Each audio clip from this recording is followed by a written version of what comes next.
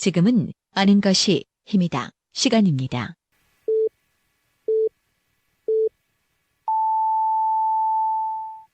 Welcome to the best podcast. Knowledge is power.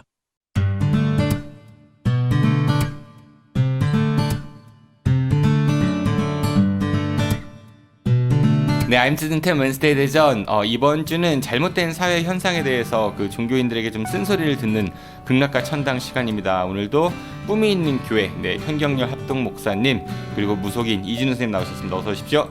반갑습니다. 네, 안녕하세요. 왜 이렇게 수조어들 하세요? 네. 이제 드디어 오늘이요, 이번 방송이 시즌 10 마지막 방송입니다. 어떠셨는지 해보시니까요. 목사님부터. 예, 뭐 사실은 아직까지 이렇게 감을 못 잡은 것 같고 제 자신이 예, 뭐 여전히 잘하고 있는 건가? 예, 이게 그 처음에 기획하셨던 PD님의 어떤 의도, 제작 의도 이런 거에 잘 맞게 가고 있나 내가 이런 그런 생각 뭐 여전히 하면서 그냥 PD님께 다 맡기고 하고 있어요. 화면으로 보시니까 네. 어떠셨어요 그동안? 예. 화면으로 보니까요. 제가 생각보다 잘 나왔구나 그런 생각했죠. 잘 나왔구나. 네, 착각은 자유입니다. 우리 이진우 선생님께서는 어떠셨어요? 두 번째잖아요, 그렇죠? 예, 두 번째 오늘 하는데요. 처음 나온 걸 잘 봤어요. 근데 내가 충청도가 고향이라 그런지 모르지만 방송을 보니까 사투리를 좀 많이 쓰는구나 그 생각을 했고요. 하여튼 뭐 좋은 경험이었던 것 같습니다. 네, 뭐 사투리는 쓰시는 건 자연스러운 겁니다. 뭐 충청도 사람이 충청도 말 쓰는 게 잘못된 건 아니니까요. 네. 다음 시즌에 좀 더 재미있는 포맷을 많이 기획을 해볼 테니까요. 혹시 기회가 닿으시면은 같이 한번 또 만났으면 좋겠습니다.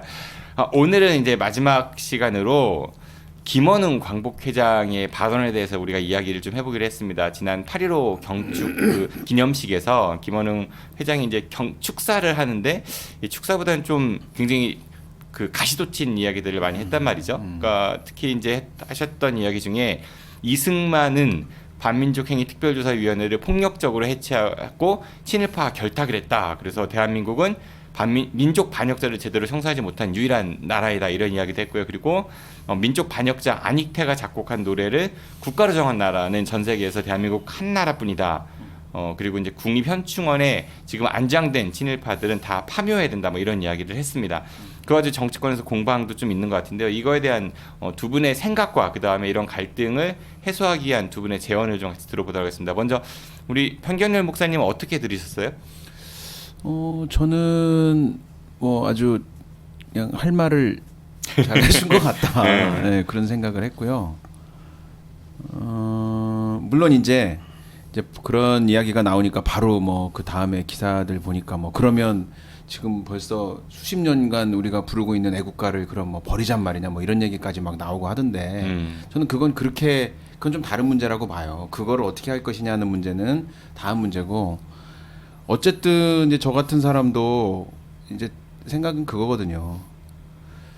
그분들 친일 세력, 지금 이제 뭐 친일 세력이라고 굳이 표현을 이제 하자면, 혹은 그의 후손, 혹은 여전히 후손이면서도 반성 없이 계속해서 그 친일을 옹호하고 있는 이런 분들과 함께 갈 수 있으면 참 가장 좋겠죠. 화해하고 일체하고 같이 갈 수 있으면 가장 좋겠지만, 어쨌든 그러려면 선제되는 것이 있어야 되는데, 그거는 인정이다. 과거에 그 친일 세력이 저지른, 역사에 저지른 과오들에 대한 분명한 인정.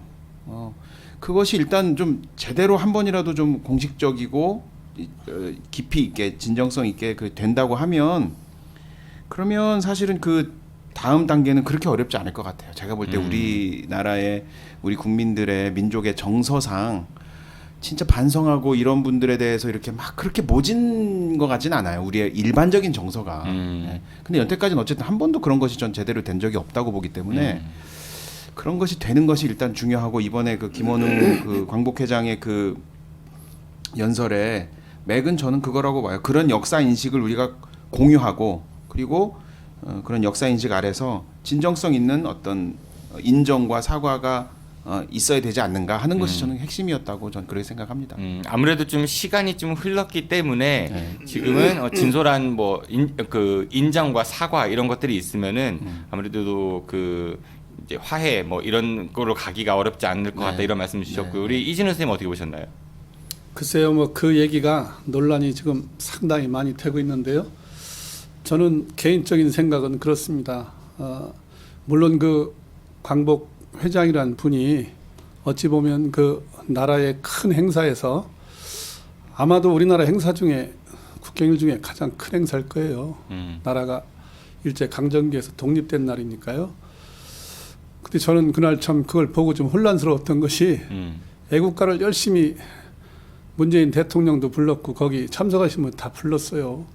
그러고서 끝난 다음에 광복회장에 나와서 그럼 애국가를 부른 사람들은 뭔가 그 자리에서, 물론 아까 우리 목사님이 그런 말씀하셨는데 저는 개인의 의견을 피력하거나 역사에 대해서 인식을 갖는 건 지극히 당연하다고 생각하지만 때와 장소가 필요하지 않겠는가. 꼭 그 이야기를 광복회장이라는 분도 어찌 보면 공인의 입장인데 국가의 그 행사에서 꼭 그런 얘기를 거기서 했었어야만 됐느냐.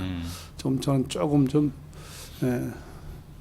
적당치는 온당치는 않다는 생각과 동시에 저도 역사 공부를 했지요. 학교 다닐 때 뭐 PD님도 했고 우리 목사님도 하셨을 거예요. 네. 자, 그런데 이제 생각하는 개인의 뭐 생각도 있고 어떤 것이 우리나라의 근현대사가 굉장히 복잡하고 어려운 부분이 있어요. 근데 그런 부분에 따라서 서 있는 입장이나 보는 관점에 따라서 역사를 다르게 볼 수는 있죠. 저는 사실 친일이나 뭐 그 길 뭐 많이 얘기하잖아요. 또 뭐 친북도 있고 뭐 친중도 있고 여러 가지가 있어요. 사실은 이런 얘기 자체가 우리나라 역사가 비극이기 때문에 그래요. 그렇죠. 근현대사 역사에 슬픈 역사이기 때문에 이게 나와요. 그런데 하나 분명한 건 그런 광복절 기념 행사가 국가적으로 따져보면 화합회장이 돼야 될 텐데 그 화합회장에서 꼭 그런 얘기를 했어야 되느냐. 저는 좀 온당치는 않다. 저는 그렇게 생각을 합니다. 네, 그러니까 김원웅 회장의 생각에 동의를 하든 안 하든 어쨌든 그런 개인적 역사관은 존중을 하지만 공인의 입장으로서 그런 국경일 행사에 그런 발언을 하는 게 오히려 더 분열을 초래하기 때문에 적절치 않다 이런 말씀을 주셨는데 김원웅 회장은 이런 이야기를 했어요. 국민 통합이 안 되는 이유가 사실은 이 진보 보수의 문제가 아니라 이 친일 청산을 제대로 못했기 때문에 그렇다. 그 일각에서는 뭐 친일 세력을 끌어안아도 되지 않느냐 이렇게 하지만은 반성 없는 친일 세력을 끌어안는 것은 국민 통합이 아니다. 뭐 그리고 이승만이 이제 그분 표현입니다. 이승만이 임시정부에서 탄핵될 때 그 단재 신채호 선생은 이제 이완용보다 더 큰 역적이라고 했다. 뭐 이런 얘기도 좀 하셨고요. 그리고 이제 6.25 관련해갖고 백선엽 육군 대장에 대해서 뭐 6.25가 발발했을 때 육군 1사단이 그 백선엽 그때 그 대장이 관할하는 부대였는데 나타나지 않았기 때문에 이거는 뭐 군법상 사형감이다 뭐 이런 얘기도 좀 했거든요.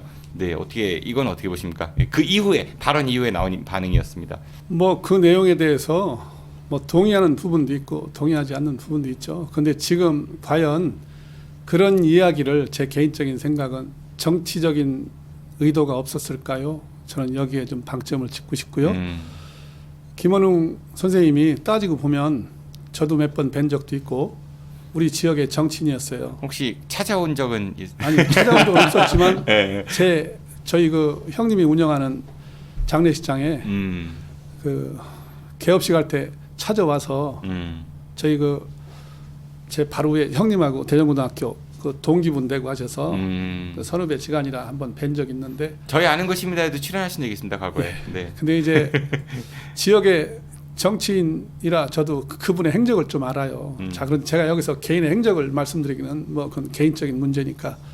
근데 어쨌든 그 초점을 맞춰서 보면 공과가 있잖아요. 저도 이렇게 운명을 보는 입장에서 사람의 어떤 인생, 전생의 인생을 어느 한 부분만 핀셋으로 톡 집어갖고 이것이 잘못됐으니 전체가 잘못됐고 요것을 하나 톡 찍어서 요걸 잘 됐으니까 모든 것이 잘 됐다는 식으로 하는 것은 조금 아니라고 저는 생각을 하는 입장이에요. 그래서 물론 뭐 이제 톡 찍어서 뭐 백선엽 장군 얘기도 그렇고 물론 백선엽 장군도 공과가 있죠. 그런데 이제 꼭 보시는 분에 따라서 차이가 있는 것 같아요. 그러니까 보는 사람에 따라서 나쁜 것만 보게 되고 또 뭐 이쪽 진영에 있는 사람들 보면 또 6.25 때 어떤 그 다 뭐 전투에서 나라를 구한 것만 부각시키는 것도 있거든요. 저는 둘 다 동의하지 않아요. 자, 그런데 독일의 경우를 보면 지금도 아마 계속 청산 작업이 진행되고 있죠. 제가 잘못 알고 있는지 몰라도 그거는 어느 정권이 해야 될 부분이 아니고 이게 계속해서 우리 민족이 어떤 위원회라든가 청산위원회 뭐 같이 그런 거라도 만들어서 근현대사 역사에 대해서 계속해서 연구하면서 전문가들이 모여서 진짜 누가 친일을 어떻게 정의할 건가, 또 어떤 사람을 친일로 볼 건가, 이거를 무슨 어떤 일반적인 개인 단체가 하지 말고 국가 차원에서 위원회를 만들자고요. 그러면은 그래서 뭔가 이게 친일도 정의해 봐야 되겠고 무엇을 친일이라고 할 것이냐, 그러면 그 친일의 기준은 뭐고 친일을 그러면 그 기준에 의해서 어떤 사람이 친일이니까 국민적인 합의와 동의를 구해야 될 거 아닌가, 나는 그런 생각을 해서 저는 하여튼 그 후에 나왔던 여러 가지 논평들도 사실은 뭐 적절치는 않다. 서 있는 입장에서 다 다르잖아요. 사실은 대한민국 작지 않습니까? 작은데 영남이다 호남으로 갈리고 계층으로 갈리고 지역으로 갈리고 진짜 속된 말로 메뚜기 이맛박보다 더 작은 나라에서 왜 이렇게 갈리는지 국론 분열만 이게 더 혼란을 가중하지 않느냐. 저는 그래서 사실은 아까 초두에 저 우리 PD님이 말씀하시는데 저는 좋아하는 말 중에 용서라는 말이에요. 끝없는, 그러니까 이런 거거든요. 친일한 사람한테 인정하라고 하니까 인정을 안 하지요. 그러니까 친일과 비슷하게 있었던 편에서는 뭐라고 하냐면 그거 지나간 일이니까 용서하고 지나가면 안 되냐고 하거든요. 근데 용서하는 쪽에서는 뭐라고 하냐면 네가 뭘 잘못했는지 인정을 해야 용서할 거 아니냐, 이거란 말이에요. 그런데 용서라는 말처럼 좋은 단어가 없을 것 같아요. 물론 인정하지 않더라도 역사의 긴 관점에서 현재 진행형으로 미래 진행으로 계속 두고 이 문제를, 청산의 문제를 끊임없이 용서하는 관점에서 갔으면 좋겠어요. 제가 성인처럼 얘기하는 건 아니지만, 그래서 넬슨 만델라나 김대중 대통령도 고인이 되셨지만 과거에 그 유신의 심장이었던 JP하고 연합을 했단 말이에요. 그때 지탄을 많이 받았어요. 그런데 DJ가 대통령이 되면 옛날에 구 세력이 다 큰일 날 것 같이 말하셨던 분이 있었지만 용서하셨잖아요. 그러니까 용서하는 속에서 뭔가 이게 미래지향적으로 친일청산도 가야 되지 않겠는가, 나는 그런 방향으로 생각을 해봅니다. 우리 목사님께서는 지금 잘 들으셨죠? 우선은 네, 그런 거는 있는 것 같아요. 백선엽 그 육군대장에 대한 이야기는 공과 가를 정확히 명확히 평가해야 된다, 이런 말씀을 주셨는데, 사실은 제가 이제 잠깐 개입을 해보면은 공은 굉장히 그동안 많이 평가가 됐잖아요. 그렇죠? 훈장도 많이 받으시고 과에 대해서는 그동안 언급이 없었던 얘기거든요. 그러니까 바꿔 얘기하면은 공은 그동안 지나치게 많이 평가를 받고 또 그만한 삶을 사셨고 뭐 재산도 한 2천억대 된다고 하죠. 그러니까 반면 이제 과에 대해서는 이야기를 거의 안 했고 못 했고 그랬으니까 지금 나오는 얘기가 꼭 반드시 갈등 조장이다 이렇게까지는 보기는 좀 어렵지 않은가, 그런 생각이 좀 들기도 하고요.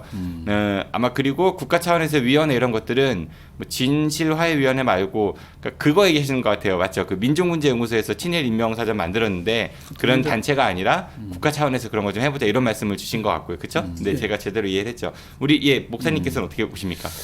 조금 뭐 지금 PD님 정리해 주셨는데 저는 이제 약간 같은 맥락이겠는데, 사실은 친일을 청산하자라고 하는 목소리가 우리 현대사에서 그게 주류였는지 아니면 주변이었는지를 볼 때는, 제가 볼 때는 사실은 청산하자는 쪽은 늘 사실은 힘이 없었고 저거 소수였어요. 네.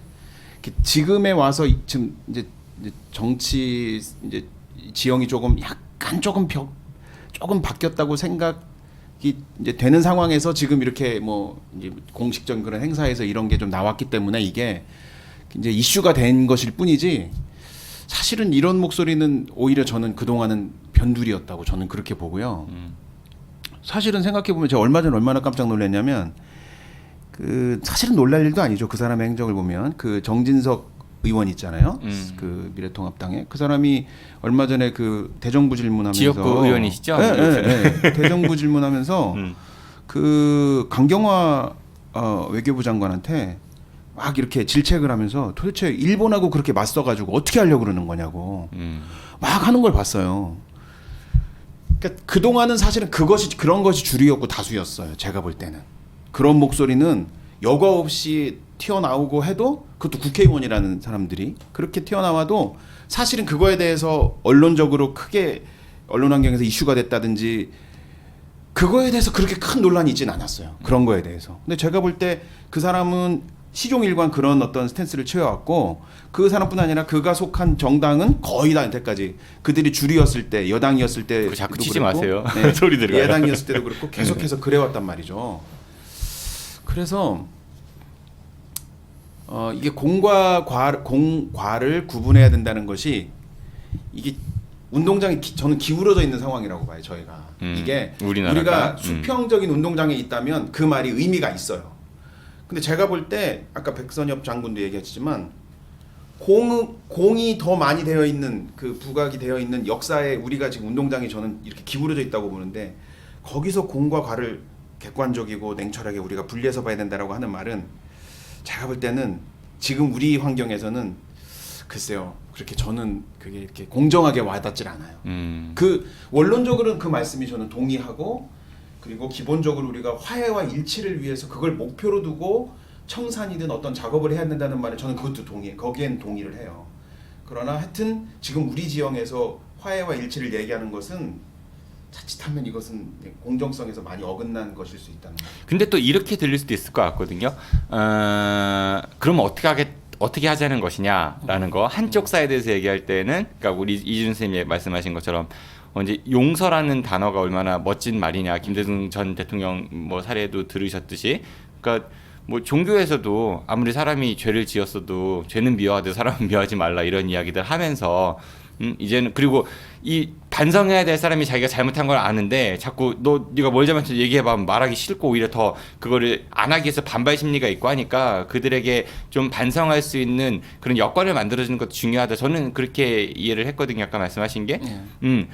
근데 이제 목사님 말씀은 이제 다른 사이드 얘기에서는 그게 가능하겠느냐. 지금까지도 운동장이 이렇게 기울어져 있었는데 그럼 그 얘기는 또 바꿔 생각하면은 반드시 진상을 밝혀내갖고 관련자들 책임자들은 처벌해야 되고 뭐 그리고 합당한 그런 그 처벌을 받아야 되고 또 용서를 받아내야 그래 그제서야 이제 화해를 할 수 있다 이렇게 들릴 수도 있을 것 같거든요.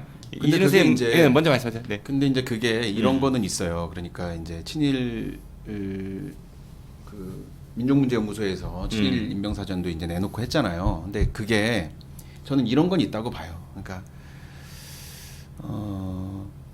사실은 이게 그냥 우리 이런 민중 속에서 친일 행적을 하신 분들도 있고 그렇죠? 그렇지 이제 아는 분들도 있는데 사실 그런 분들 그야말로 어떤 글쎄 그런 분들과 역사에서 중요한 어떤 역할을 했던 사람들이 있어요. 이승만 같은 분은 나라의 지도자였잖아요. 그러니까 이런 사람이 친일을 한 것과 그냥 일반 뭐 우리 민중 속에서 어떤 분들이 창씨개명하고 뭐 무슨 역할을 하고 했던 것을 같게 저는 볼 수는 없다고 봐요. 저는. 그러니까 왜 청산이라고 할 때 그 청산이 정말 이 쥐잡듯이 다 잡아내가지고 백성의 그 모든 사람 중에 다 잡아내서 어떻게 하자. 저는 이런 건 아니고 이거는 그야말로 어떤 밥 먹고 갈등만 더 유발할 수 있다고 봐요. 근데 그러나 적어도 어떤 역사 속에서 중요한 역할을 했던 공적인 역할을 했던 어떤 국제국장 역할을 했던 사람 존재들은 있잖아요. 근데 그 사람들에 대한 어떤 역사적 평가마저도 갈리는 상황이라고 하면 그것마저도 우리가 갈등이라고 말하고 계속 밥 먹이라고 말한다는 것 자체가 그것 자체가 이미 우리는 너무 많이 지금 이게 기울어져 있고 불합리한 상황이다라는 거죠. 네. 네, 이준 선생님께서는 어떻게 보십니까? 그래서 목사님의 말씀에 좀 첨언을 드리자면 바로 그거예요. 자, 그러면 민족문제연구소나 이런 데서 연구하신 위원님들이 말씀하시는 친일파의 면면을 보면 살아계신 분이 몇 명이나 될까요? 거의 돌아가셨을 거예요. 왜? 시대를 달리한 분이 많고 예를 들어서 지금 그런데 그 기준이 민족문제연구소의 기준이겠죠. 제가 이런 얘기 할까요? 저희 어머니가 1930년생이세요. 지금 생전에 계시는데 저희 아버님은 1924년생이셨어요. 저희 어머니한테 한번 물어보니까 오늘 이 방송은 나갑니다 하고 인사를 드리고 왔는데 옛날에 어머니 초등학교 다니실 때 일정 때 신흥초등학교를 다녔답니다. 근데 대동에서 학교를 가는데 학교를 안 가고요. 새벽같이 일어나서 어디를 갔냐면 저희 어머니가 지금 성모의 옷자리를 갔대요. 왜 갔느냐면 거기가 신사터였잖아요. 성모유가 신사터였어요. 그 위에 언덕배기에. 거기에 가서 신사참배를 하고 3번 손바닥을 두드리고 사인을 하고 학교를 갔답니다. 그러면 이제 그 사인이 없으면 혼났답니다. 그럼 대전 시내에 그 당시에 학교를 다녔던 사람들은 다 신사참배를 했다는 얘기예요. 자, 그런데 제가 거명해서 이게 온당치 민감한 문제니까 자, 다카키 마사오라는 사람이 박정희 대통령이겠죠. 일본식 이름으로. 근데 그 당시에 일제 강점기에 살았던 대한민국 조선 사람들은 다 창씨개명을 다 했죠. 그건 팩트예요. 사실이에요. 자, 그런데 톡 찍어서 누구만 아주 친일파처럼 창씨개명을 한 건 아니거든요. 다 했어요. 다 했단 말이에요. 그러니까 저는 그래요. 친일이 연자제로 연결돼서는 곤란하다는 거예요.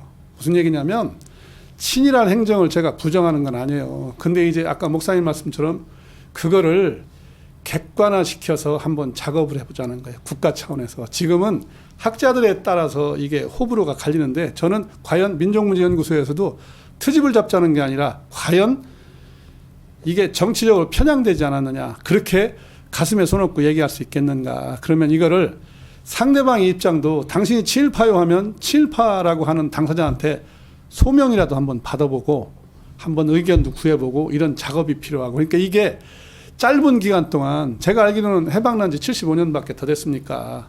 그러면 한 세대가 30년이라고 해도 그거는 역사의 사가들한테 맡겨야 돼. 꾸준하게 이게 시간을 가지고 이게 정권 차원이 아니라 대한민국 정부 차원에서 선명성을 갖고서 판단을 해봐야 되지 않겠는가. 그런데 저는 그건 반대예요.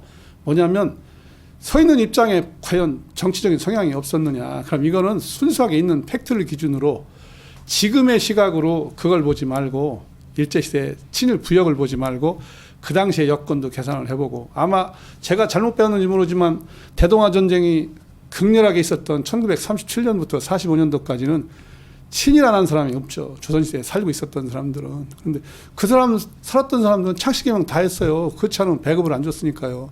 살기 위해서 했단 말이에요. 그런데 그러면 하나부터 10까지 누구는 빼고 누구는 어떻게 하는 것이 잘못됐고 또한 아시잖아요. 지금 현 정부에 계시는 일부 뭐 누구 이름을 거명하면 알 정도로 정치인에 지금 종사하시는 분들도 선친이나 다 보면 친일행정 하셨던 분이 있어요. 자, 그런데 정치적인 성향에 따라서 누구는 친일이고 누구는 말을 안 하는 것은 잘못됐고 저는 여야를 떠나서 정치를 떠나서 반대예요. 그 자체를. 왜? 자식이 부모가 한 친일 행정이 자 친일이라고 하자고요. 근데 내 아버지가 친일을 했다고 자식도 그러면 친일의 족쇄가 평생 따라가야 되나요? 그거는 연자제처럼 그렇게 하는 거는 문제가 있고 이거를 진짜 처벌을 하는 것이 문제가 아니고 원인이 어떻게 됐고 결과를 도출해 보자는 거예요. 국민적 합의를. 처벌의 문제는 그 다음의 문제라고 저는 생각을 해요. 그래서 누군가는 친일을 했던 사람이나 이런 사람들도 동의할 수 있게끔 만들어 줘야 되는 것이 이 대한민국 정부의 의무이자 한번 그런 것을 논의해보고 연구해봐야 되지 않느냐. 저는 그렇게 그런 의견을 갖고 있습니다. 네, 알겠습니다. 굉장히 이 문제는요, 네, 해결되기 어려운데 과제인 것 같긴 하네요. 그 이제 마무리할 건데 끝으로 한 마디씩만 더 듣고 시간도 꽤 많이 지났거든요. 아마 이거 밤새도 안 끝날 것 같아요. 그렇죠? 네, 예, 마무리 발언 듣겠습니다, 우리 목사님. 네. 뭐 우리 이준호 선생님 좋은 말씀 해주셨는데요. 저도 이렇게 상당히 많은 부분 동의합니다. 예, 근데 이제 이런 건 있는 것 같아요. 그러니까 예를 들어서 그 부모와 그 다음 세대가 완전히 그 분리가 돼서 이렇게 존재할 수 있거나 성장해 올 수 있었다면은 저는 거기에 이제 그 연좌제로 그 문제를 이렇게 대입해서 이야기하는 것이 가능하다고 보지만 사실은 그렇지가 않거든요. 예를 들면 그러니까 솔직히 말해서 부모 덕 봤으니까. 그렇죠. 바로 그게 이제 그거예요. 뭐 이렇게 어렵게 얘기해요. 그러니까요. 네. 그 친일했던 분들의 그분들이 그 누렸던 어떤 그때 축적했던 부와 어떤 명예와 그거를 그 다음 세대가 고스란히 물려받아가지고 그걸로 혜택을 받기 때문에 사실은 이 문제는 단순히 연자제라는 어떤 부분으로 접근하기는 저는 좀 어렵다. 그 무리가 있다. 그래서 그것이 무슨 아까도 말씀드렸지만 환수예요? 아니 그러니까 이제 그거는 이제 그 다음 문제고 저는 이제 그건 다음 문제고 보는 관점 자체를 그를 구체적으로 어떻게 그럼 할 것이냐는 건 이제 그 다음 문제지만 그걸 보는 관점 자체는 그렇게 보기에는 조금 좀 무리가 있지 않나 하는 생각인 거죠. 예, 마지막으로 한 번 더 여쭤볼게요. 이제 그 조금 전에 얘기하신 거는 인간 그 편경열의 생각인 것 같고요. 성직자로서 네 어떻게 해야 돼요? 제가 그 목회자로서. 목회자로서 드릴 수 있는 말씀은 그거예요. 그게 이제 아까 우리 이진호 선생님과 회개하라?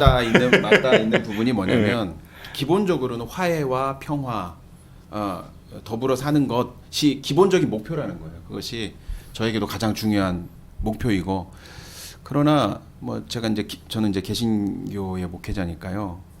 성경에서 이스라엘 역사를 봤을 때도 그 어떤 반민족적인 어떤 그 공동체성을 깨는 그런 행위와 어떤 그런 거에 대해서 한 번도 그냥 넘어간 적은 없어요. 그걸 제대로 처리하지 못한 적은 있으나 정말 그 이스라엘 그 공동체 민족 공동체의 화해와 일치를 위해서 항상 선행됐던 작업은 뭐냐면 그 공동체성을 깼던 행위들에 대한 분명한 어떤 인식, 인정 혹은 또 처벌까지 이제 있었어요. 다시 말씀드리지만 벌 받았어요. 네, 받았어요. 네. 그 처벌을 어떻게 하는 것이 맞느냐, 그리고 처벌 위주여야 하느냐는 저는 이제 반대죠. 당연히 화해와 일치를 위한 처벌이어야 하는 것이지만, 그리고 그 처벌이 어디까지 돼야 되는 거냐는 거는 좀 사회적인 어떤 공동 합의가 저는 분명히 필요하다고 보지만 한 번도 그 성경의 어떤 역사에서 그 정의의 문제, 그걸 그냥 정의라고 표현을 그냥 굳이 하겠습니다. 그거를 간과해서 그냥 유야무야 묻어두고 그냥 에이, 좋은 게 좋은 거지라는 식으로 간 적은 없어요. 네, 저는 그래서 화해와 일치가 근본적인 저의 목표이고 평화가 목표이지만 그러기 위해서 어느 정도의 그 선의 어떤 네, 충분히 설명이 된 것 같습니다. 그건 네. 좀 다를 수 있지만 필요하다. 그러니까 뭐 성경에서도 잘못한 건 분명히 벌 받고 회개했으니까 일정의 네. 벌은 받아야 된다. 근데 결국은 네. 그렇게 해서 화해 용서를 해야 된다. 뭐 이런 얘기를 그렇죠. 하신 거고요. 네. 이준호 선생님께서는요 마지막 무속인으로서 네, 제가 이런 말씀으로 결론을 제가 제 생각을 대신하도록 하겠습니다. 역사책을 보니까요, 세종대왕이 즉위를 했어요. 즉위를 하셨는데 처음으로 즉위 교서를 딱 냈는데 세종대왕이 즉위하니까 만조백관이 속칭 떨었대요.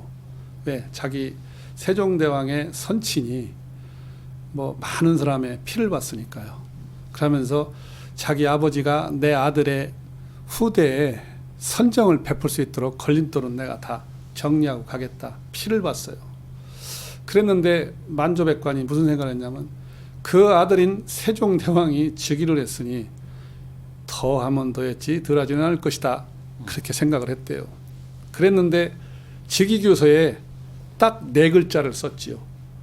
그게 시인발정이라는 4글자를 썼대요. 그게 아마 맹자라는 책에 나오는 발정시인이라는 말을 정치를 흥왕해서 어딘 정치를 하겠다 하는 맹자에 나온 말을 거꾸로 뒤집어서 시인 발정, 사랑을 베풀어서 정치를 흥하게 하겠다라고 시인 발정이요? 네, 시인 발정. 네, 제가 잘못 생각하면 큰일 나겠네요. 네, 뭐 시인이 발정난 건 아닌 거죠. 네, 그건 아니고요. 그러니까 요즘 말로 해석하자면 사랑을 베풀어서 나는 사랑의 정치를 하겠다. 그러니까 지금까지 여러분이 했던 모든 악행이나 잘못된 건 이 시간 이후로 다 용서하마. 근데 이 시간 이후로 당신들이 또 용서하면 내가 용서하지 않겠다. 그런 의미가 있었대요. 제가 참 좋아하는 말이에요. 세종대왕이 즉위교서 얘기를. 아마 정조대왕도 그런 얘기했죠. 자기 아버지가 사도세자였는데 사도세자의 죽음에 관련됐던 사람을 정조가 즉위하니까 아이고 나 이제 큰일 났다고. 그 아들이 즉위했으니 난 죽었다고 했는데 그렇지 않았어요. 보복하지 않았죠. 아마 DJ라는 어른도 그렇게 통 큰 용서를 한 것처럼 넬슨 만델라도 그 많은 기간 동안 있었는데 다 용서했잖아요. 그러니까 저는 그게 아마 우리나라 민족성의 특질일 거예요. 일본 민족의 특질과 한국 민족의 특질, 중국인의 특질이 다 다르니까 끝까지 가죠. 끝까지 사과하세요. 사과했더니 태도가 진정성이 없어 보인다. 다시 사과하세요. 이게 한국인의 특징이에요. 우리가 씨름을 보더라도 원을 그려놓고 잘 꽂을 수 있게 삿발을 메고 잡고서 꽂죠. 내꽂아야 끝나요. 그것도 한 번에 안 하고 꼭 3판 2승이나 이렇게 하죠. 끝장을 보는 민족인데 저는 용서 속에서 그 진짜 많은 시간이 걸리더라도 용서를 통해서 용서하는 마음을 가지고 다시 한번 친일이 뭔지 정의하고 시간을 갖고 그 친일했던 사람들 거의 다 돌아가셨어요. 근데 그 후손까지도 그렇게 제가 여기 방송 용어라 그런 말씀은 못 드리겠는데 사실은 누가 친일했고 누가 독립했는지에 대한 얘기는 논변의 여지가 있어요. 충분히. 그래서 용서를 통해서 범국가적 차원에서 한번 위원회를 구성해서 다시 한번 따져볼 수 있는 기회가 있었으면 좋겠다는 말씀을 끝으로 드립니다. 알겠습니다. 그 아까 뭐 씨름에서 매다 꽂아야 끝난다 하셨지만은 요즘 격투기 보면요 실신해야 끝나요. 그렇죠. 서양에서 보는 거는. 예, 알겠습니다. 오늘은요 김원웅 광복회장이 그 8.15 경축사 과정에서 있었던 발언을 가지고 우리 사회에서 벌어지고 있는 갈등에 대해서 이제 두 분과 한번 이야기를 나눠봤습니다. 고생 많으셨고요. 또 시즌 10 방송 함께해 주셔서 감사합니다. 네, 안녕히 가십시오. 예, 감사합니다. 네, 이로써 I'm 시즌 10의 모든 방송이 끝났습니다. 저는 그동안 이제 시즌 10에서 했던 방송들 좀 잘 모니터링 한 뒤에 약 한 달 뒤에 새로운 모습으로 I'm 시즌 11 때 다시 찾아뵙도록 하겠습니다. 지금까지 진행의 정진호 PD였습니다. 시청해주셔서 고맙습니다. 안녕히 계십시오. 네. 감사합니다.